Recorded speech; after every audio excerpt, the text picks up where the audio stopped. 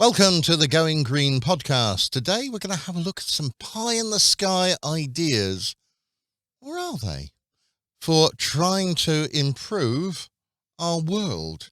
So we need a lot of power, and we need them basically not from fossil fuels. So where can it come from? Well, there's a lot of ideas about what we're doing with nuclear. And that's set to increase and maybe use some small reactors rather than large ones. But that's what we've got going. We've got wind farms. We're going to have some more. We've got solar. It's great because, it doesn't work at night. So what are our other options? Paul, any ideas? Well, the current set of options is this newfangled thing called nuclear fusion. Yes, they're working on it. They've been working on it for the last 30 years, really, because it's one of those things where it's the dream of nuclear power, where instead of, unfortunately, taking large atoms and making smaller ones, you're actually taking small ones and making bigger ones. Yeah. And in theory, it's a cleaner, no radioactive waste, it's better. But of course, it's a pie in the sky idea because we still yet to get there. They keep making new facilities and doing tests because it's one of those things where it's expensive to research. All right, Paul, where is the nearest nuclear fusion power station to Hemel, Hempstead?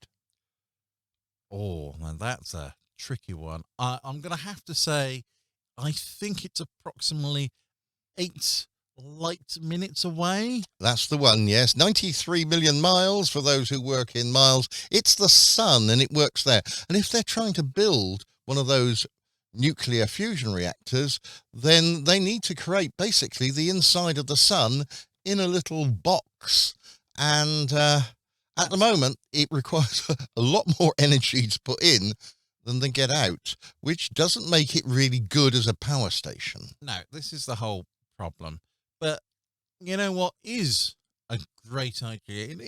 You've got to look at we're trying to limit climate change or trying to prevent going any further. So, well, the sun, this huge ball of, burning fire, but it's not quite. Nuclear reaction, nuclear fusion. Nuclear fusion, yes.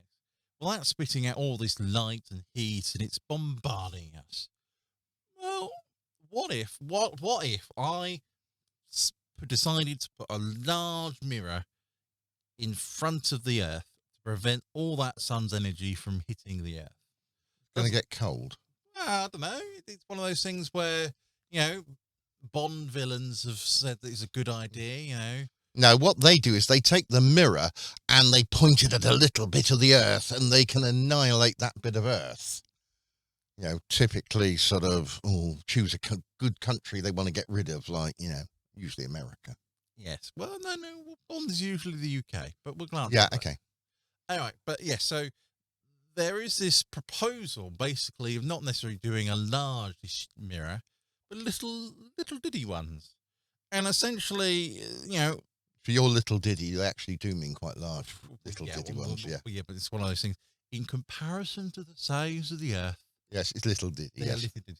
And essentially, they're basically just a way of sunshades. They want to not limit all the sunlight. They just want to reflect a little bit, just 2% of the solar radiation. And that'd be sufficient to decrease the amount of, the heat or the infrared light that is used in greenhouse gas. So that's just reflecting it away. Yeah, that's reflecting away because it's one of the things where they were talking about, of course, the greenhouse effect. Basically, solar light comes in, it then bounces around through the atmosphere, and the greenhouse gases basically trap, and so this reflecting is continued. But of course, if you reduce the amount of sunlight coming in by something like 2%, not much, you're then decreasing the amount of energy, of course, being bounced around. So you can actually tune, let's say, right, amount of gas is huge, it's quite a lot. If we can limit the energy, we can actually go back to the industrial levels of global warming or that sort of thing, with the concentration of CO2 we've currently got. So it's actually, instead of decreasing, decarbonizing, which is a good thing, which we're trying to do, it's to say, right, is to say, let's modify something else, something we can actually modify, because of course, CO2 emissions, we don't want to remove everything, but we want to it's fiddly. Whereas we might be able to do this with this, I say solar sunshades, space sunshades, as they're calling it. Okay, so we could do that. I suppose that's one idea. But you could do the other way, couldn't you? You could always put a large solar panel in space to collect more light, and then somehow beam the electricity down. How is much more exciting. Like, how can you beam electricity? Which is why a lot of people started off thinking about having a solar collector and then sending the energy down. Like a magnifying glass of the... Yes, basically. Except I worry about the little bit of air that you're going to superheat while you're doing that. Assuming we don't get the James Bond scenario of this laser light moving across the Earth, wiping it out. But if you could sort of put it in a fixed place, you could then beam it down. It's still going to massively heat up parts of the air, and I wonder what damage that's actually going to do. Well, yes. Is it going to do more harm than good? Well, that's why the large essentially magnifying glass idea is sort of not deemed a good one, because of course it is that the delicate balance, because our atmosphere is cold. If you heat the atmosphere up, what damage could that do? We're trying to prevent climate change, not cause trying to make it worse. Yes. Yeah. So there are other plans in regards to some of this geoengineering, as they like to say, being in the buzzword. And I've heard that clouds are nice, white, and fluffy. Okay? Not in Hemel. Not in Hemel. No, I went out and looked earlier, and those clouds, they might be light, white, and fluffy where you are, but they were big, black, dark things. And they were leaking. Yes, I know they were leaking. They were leaking onto my hair. Yeah, okay. We've done that one before. They leak onto my head. Yes. Okay. Right. Anyway, now, would you like, instead of these grey clouds, would you like more white, fluffy ones? Yeah, I like white, fluffy clouds. Right. So the reason clouds are grey is two things. Firstly, they contain more water. Yeah. Right. But the reason they contain more water is because of but water from clouds grows around dust. Yeah. And generally dust isn't, I say, pretty. It's more of a, it's dirt. It's whatever colour dirt is. Therefore, that's why they're grey. No. Because you get white, fluffy clouds, and that it's just often the ice making it nice and white and fluffy. Yeah. So what we're trying to say is, could we supplement the dust for something that's clear, like ice, but something that's clear, so that you get the rain instead of forming ice, to make them white fluffy. So we could have more cloud. So technically more cloud, not changing anything, just manipulating the fact that instead of using dust, let's use something transparent or clear. So this is global cooling and global dimming. Nearly. The point being, if the idea is essentially people want to take seawater or sea salt, more precisely, and then spray it in the atmosphere into the water vapor. That allows when the clouds to form, they're actually forming around salt crystals as opposed to forming around dirt. Now, salt crystals are usually white, and sea salt particularly, and therefore they are forming like ice clouds, therefore they are white and fluffy. So instead of having your grey clouds for rain, will actually be much whiter and brighter. Now, there's two things about that. Firstly, it means it's sunnier or more daylight beneath the grey clouds, or now not so grey clouds, more importantly, which helps solar panels all around. And the other thing, of course, it doesn't affect anything to do with rain, because, of course, it's the same mechanism that's natural. So it's all very eco-friendly Well, yeah, you are going to cut down the amount of solar, though, that's landing on the ground. If you've got a blue sky, you've got nice sunshine, solar panels doing really well. If you're going to put lots of clouds up there, then you are going to get a lot less solar, but may get a lot less solar, but we would then get a little bit of dimming. Yes, the idea is essentially these nice white fluffy clouds will then reflect light off it and therefore reflect infrared light off it. That's the plan, all right? I can't really go more about it because it's one of those things where so far no one has actually said, could you try this out on our area? Yeah, they've no, but there are other silly ideas in relation to Aerosol. Did you know that we actually did have a global dimming event in the year? I'm now going to now says in the year 2018. Okay, and what was that due to? That was due, and I'll get everything wrong. This is the Kalikou Volcano. Yeah, you did. Yeah, okay. I did, following a 6.9 magnitude earthquake in the Inland state of Hawaii. Okay, so we've got those sort of things. I don't remember this, but my granddad told me about 500 AD there was this quite big volcanic explosion, and they talked about in the records that crops barely grew. So I'm not so sure about these sort of global dimming effects. If you've got a summer without sun, which is what they talked about, is 565 AD or something around about that time. Someone will correct me. Things were really dark for a year, 18 months, due to a volcano, probably. Yes. Now, what is more specific about this eruption, which caused the global dimming, which is the whole point, is it actually released lots of sulfur dioxide into the atmosphere. Now, that's not good stuff. That's not good.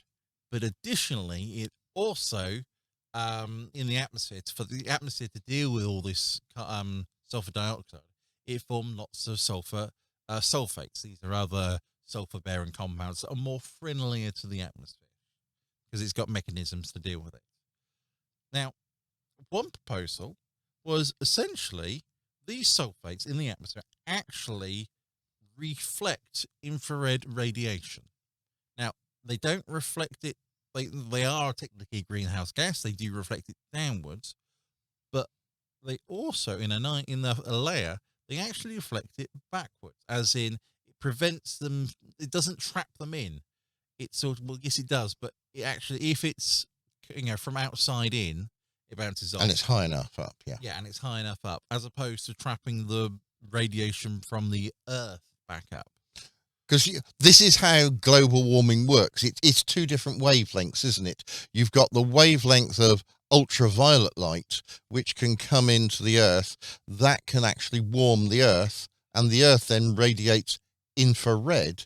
And if you know your sort of infrared and microwaves, that sort of wavelength, that's what carbon dioxide likes to absorb.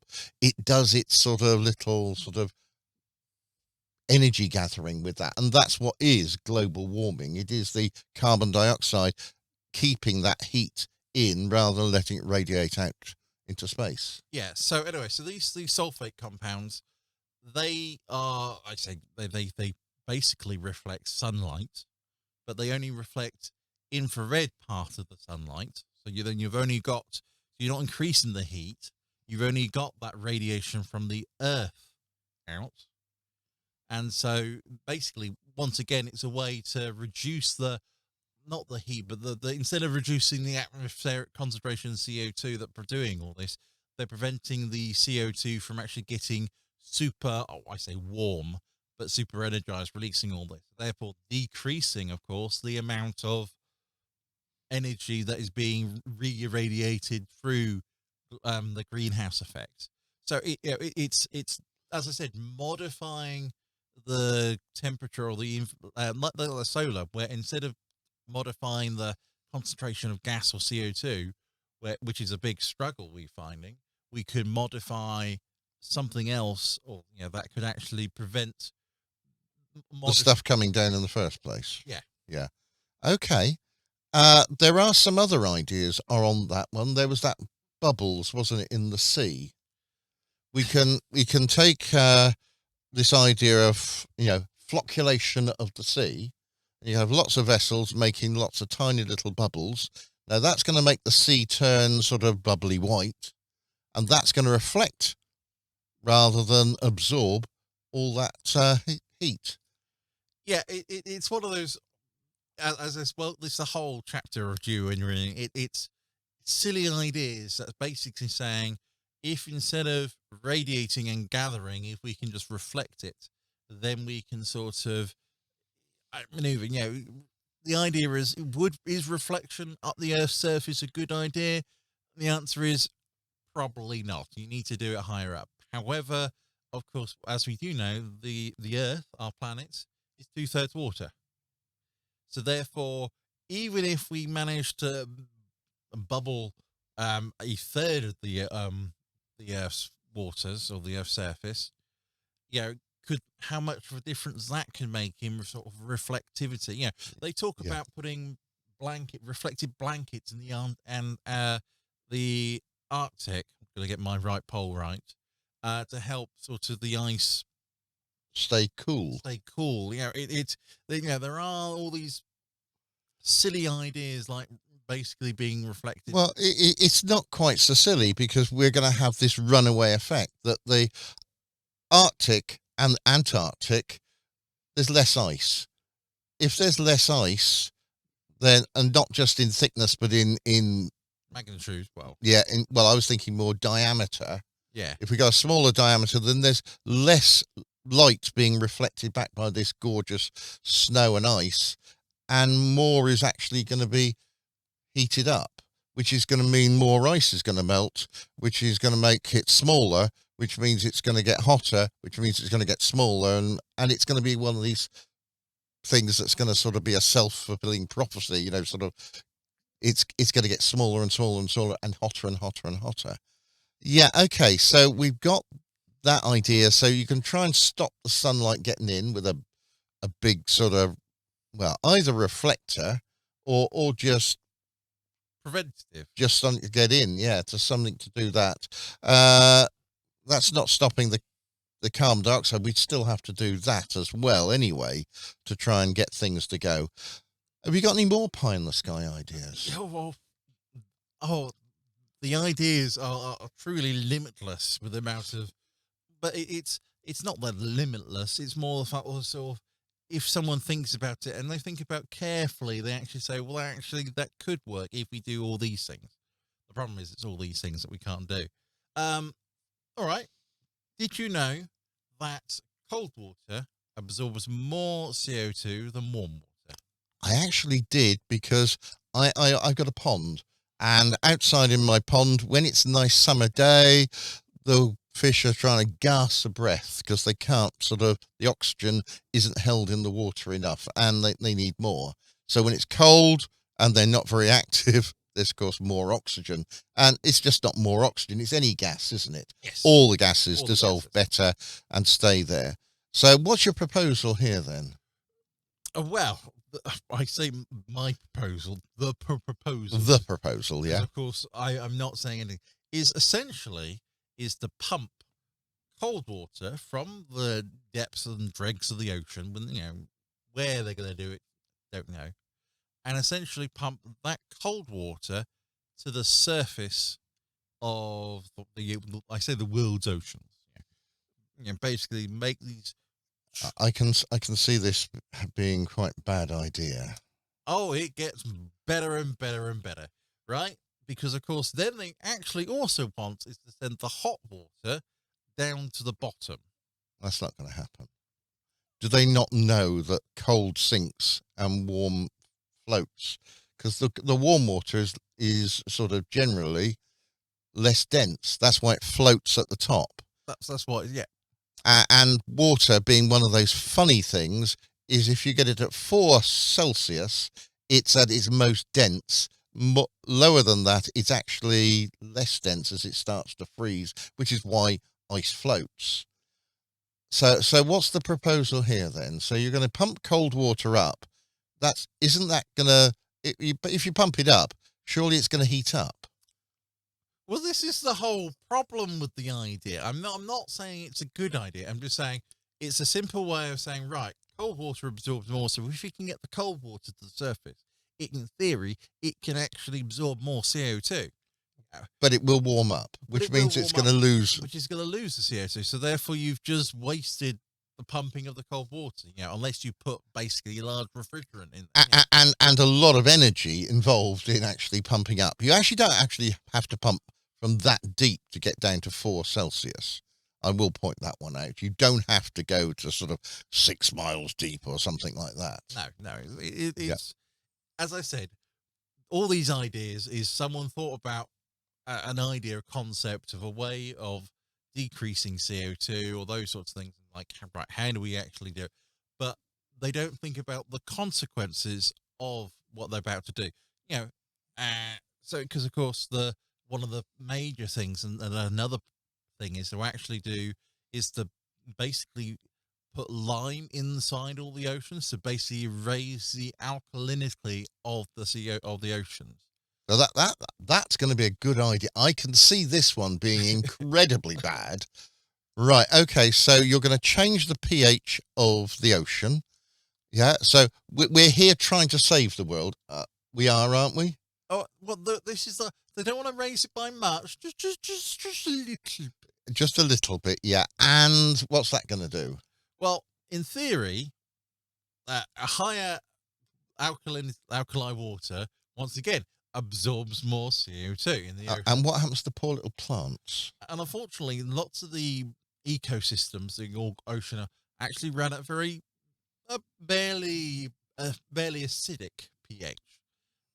Because of course, it's just one of those things where you got all the sodium chloride dissolved in the water. Just where the salt is, just how it happens to be. Anyway, so by raising these things, unfortunately, you're probably going to kill off quite a lot of the plant life that might be living in the seawater, absorbing lots of the CO2, and you're just letting the water do it, which isn't actually fantastic at absorption. So you're going to increase the carbon dioxide absorption, let's say by 10%, and by killing the plants, get rid of it by about 99%. Yeah, as I said, these ideas, they look at an idea or concept, but they don't think it's through in regards to the consequences of their actions. Right, let's look at some ideas that will work, or they've been touted around. There's 2 that I've seen. One is that a country like Morocco is sort of nearer the equator. It gets a lot more sun than we do. So if we were to put lots of solar panels there, and the talk is even doing it in the Sahara, but you could then take the world's longest piece of wire and you could transport that electricity up to the UK. Or the other one I've seen is Iceland, the land of ice and fire. And they've got loads and loads of geothermal energy. They can't sort of use it all. Iceland, by the way, has the world's highest consumption of electricity. I think it's per person. Per person, yes, it is. We'll put it that way rather than anything else. But you could then take a wire from Iceland and you could bring it down to the UK as well. Yeah. Now, they're very long wires. Well, this is one of the problems we have in our world is that power generation, doesn't, trying to get from where you're generating your power to where your house is, they're a bit sort of long distance. And it's a bit of a problem, which is why generally you find power stations near residential areas, because of course that's who needs it. Yeah, exactly. I suppose a better pie in the sky idea would actually to move the whole of England down to the sort of, I don't know, down towards Morocco way. Then it would be much nicer, wouldn't it? Much better climate. Yeah, well, it's one of the things where why don't you just move to Morocco if you fancy the climate? That's the real answer, Well, yes. But no, it is all these. But the problem with, of course, that doing all these solar panels in Morocco is because they get too much sun. So the solar panels get too hot, and therefore the efficiency of the solar, no, the photovoltaic cell decreases dramatically because, of course, they can't convert the light into electricity at high temperatures, which is why they have lots of problems. Why solar panels are actually more in cooler climates is because they need the coal to do so. Yeah, you were out in Australia for a year, and you were saying about, it was quite warm in Australia, sort of, and that meant the solar panels weren't as efficient. But we looked at that French system, didn't we, a few episodes ago, where you could actually cool them and collect the hot water. And hot water then is a really good storage, which you could then use at night to power something. Yes, that's more of a. But you've got to remember that technology. This is, which is not really new at all. It's just a combination of two ideas. Is very recent, and so when the concept of this Morocco electricity pipeline was thought about, because they thought, right, sunny places, put solar panels, then pump. Basically, you take the energy produced at those sunny places to the the places that require it. Because that's how. And the answer is they're saying there is this problem of firstly transporting it, but the answer for that is actually the how much coverage of solar panels on Morocco you need to take, and the answer is it's a lot more because of how hot it is. Now, if you cool it down, then of course then you get the same efficiency, or more precisely the same amount of electricity converted for a smaller area, and then you've also got hot water which you can use for other things. It's not necessarily a win-win, but you can sort of say technology has progressed. Now that the Morocco solar farm was looking like pie in the sky idea, but now with this idea of putting these heat exchangers on the solar panels, people are actually going, potentially that could be useful. Take the idea of carbon capture. Yeah. That was a pie in the sky idea, what, 10, 15 years ago? Or, let's just take the carbon in the atmosphere and just put it in, not necessarily put it in the ground, which is direct capture, but sort of, let's just fill the oil wells or put it into something, a block of brick, and just actually just have it as a carbon block as opposed to just sitting around in the atmosphere as a gas causing problems. And that has moved on. The first one was made and it's being quite successful. There are plans for a few more to be built all over the place because the technology is now, we've got the technology. It's here. It's now. You can now, I say buy, you can now just build a plant without having to spend all this money researching how to do it. You've got it there. The solution has been found and made and done. But there are some sensible, these silly pie in the sky ideas. I did an article about Australia saying they're not going to have any more grey roofs and they're going to have brighter roofs. Now, if you've got a brighter roof, it's going to reflect the sunlight, which is going to basically keep the house cooler. Yes, yeah. And, for a country like Australia where it's warm, yeah, hot. Unlike the UK where it's cool, yeah, wet, damp. This is we're doing this one in spring, where if you want to go out sort of wearing a t-shirt, people think you're mad. Why not put your hat and gloves and scarf on? But if we could reflect a lot of this heat by basically painting our rooftops white, for instance, bright coloured, then it would actually reflect a lot of the heat out. And places like sort of the UK, we'd probably not paint them white, but paint them black to try and absorb as much heat as we can. Because although in the very hot summers, we do get a few days of summer and they are quite sort of hot and nice. And then we do need cooling. But for the rest of the year, well, we don't. So what we could do with, I suppose, is colour changing roofs. Oh, now that'd be, well, it'd be fashionable. You could sort of say, well, for the season we're going to go a dark shade of whatever, and then in the summer we be more happy and gleeful. We're going to go for a nice rosy. Yeah. So that's my idea about a pie in the sky idea. You've been listening to the Going Green podcast. We've been looking at some pie in the sky ideas, some of which are ludicrous, and some of which you might actually see in your home or around your home in the next 20 years. Until next time, when we look at another topic on Going Green, it's goodbye from me. And a goodbye from me. Goodbye. Bye.